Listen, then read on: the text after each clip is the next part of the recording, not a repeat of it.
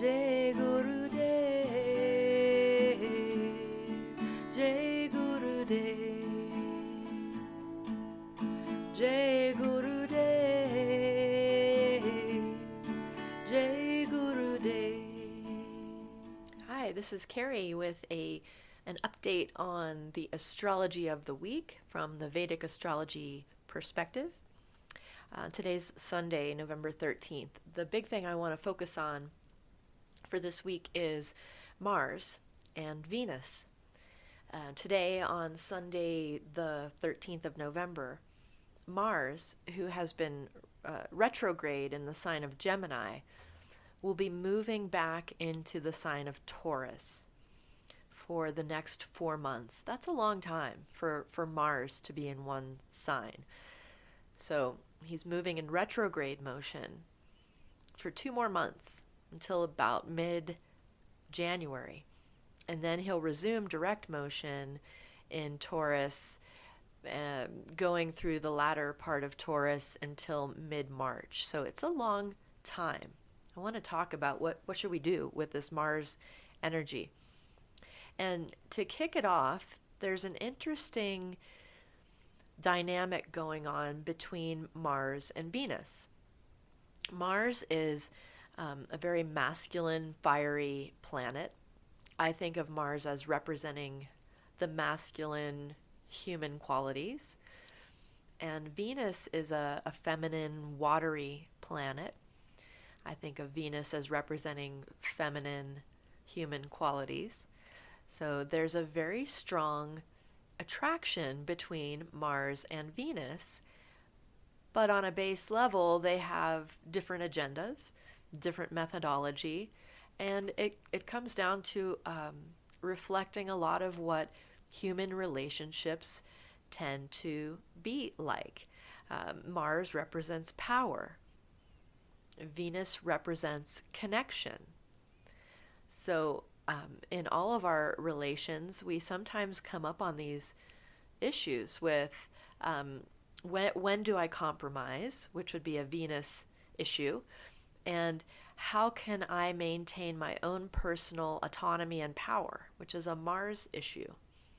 So 2022 is interesting because it began with a Mars-Venus conjunction very tightly in the beginning of the year. So Mars and Venus were traveling side by side, and when two planets do that, it's a conjunction usually indicates some sort of interaction between those two planets. So 2022 began that way. Now, a conjunction is different from an opposition. A conjunction is when two planets are occupying the same space. And an opposition is when the two planets are in opposite signs. Both are very important relationships between planets, but let's say that an opposition will give us a better perspective on the energy of those two planets. So with the conjunction of Mars and Venus in the beginning of 2022, it could have meant some sort of very intense or passionate new relationship or a spot in a relationship that may or may not have been positive. It could have been good and bad at the same time. Now, with today, Mars moving into the sign of Taurus again, he'll be there for 4 months.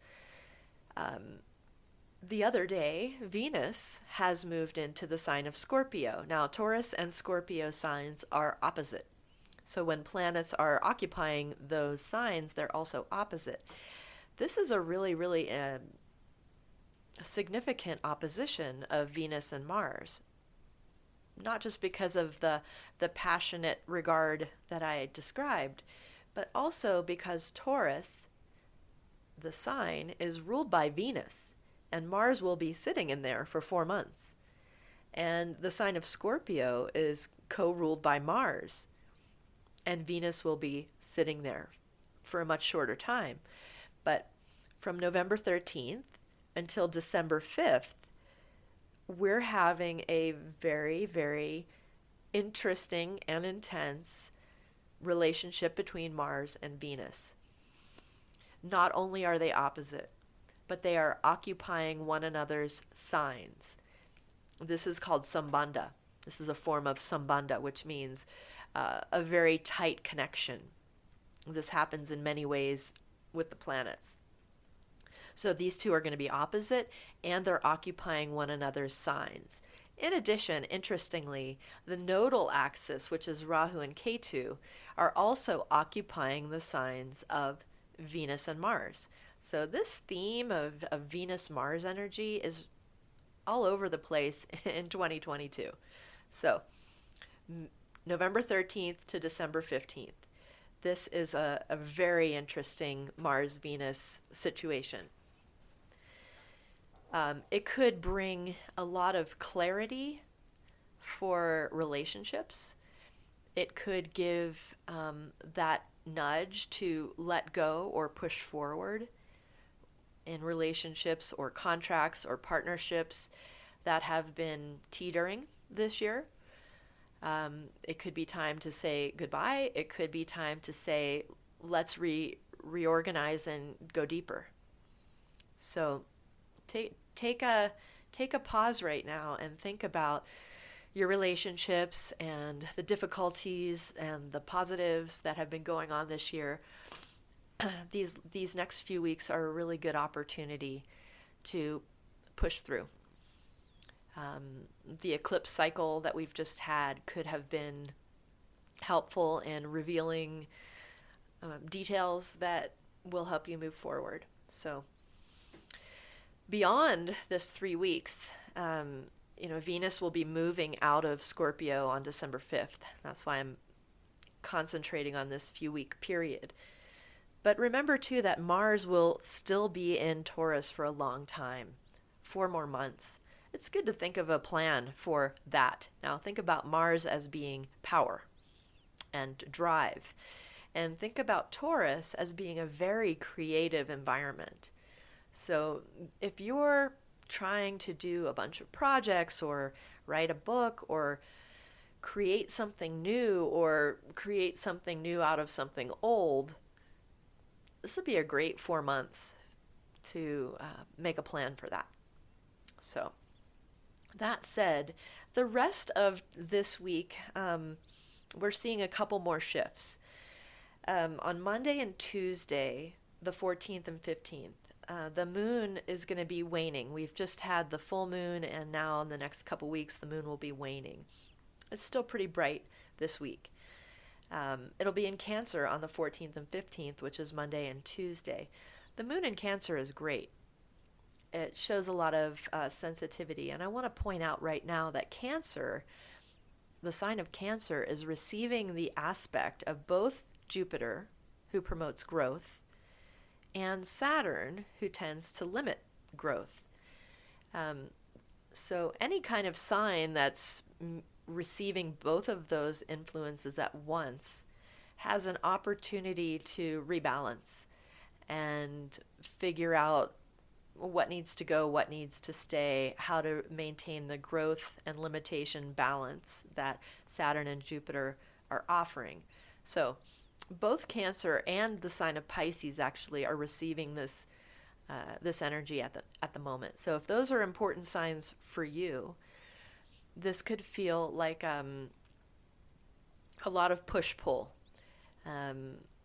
Yes, I want to. No, I don't want to. It could be indecisive. So, this is the time to explore the positives and negatives of those situations. So the moon Monday and Tuesday going through Cancer really may put your mind on that type of dynamic. On Wednesday, the sun moves into Scorpio.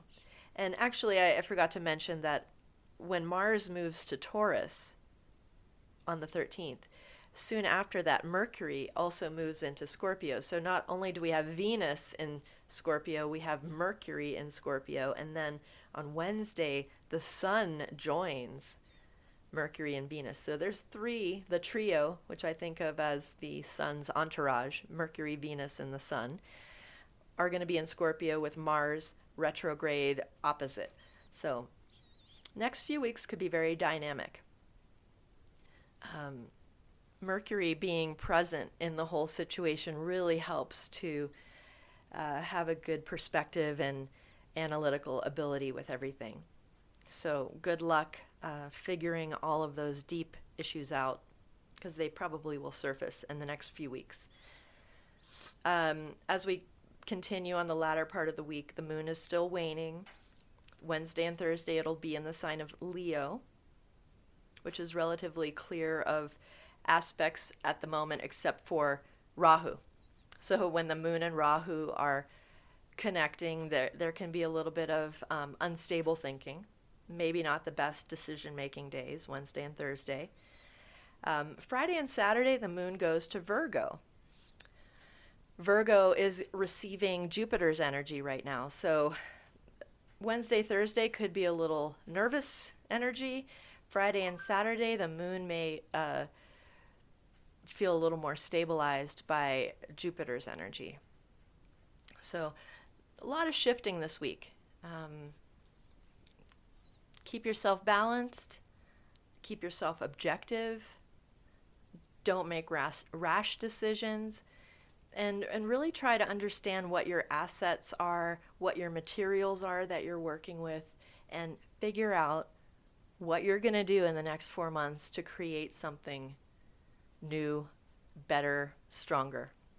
Have a great week. See you next week. Jai Guru De, Jai Guru De, Jai Guru De, Jai Guru De.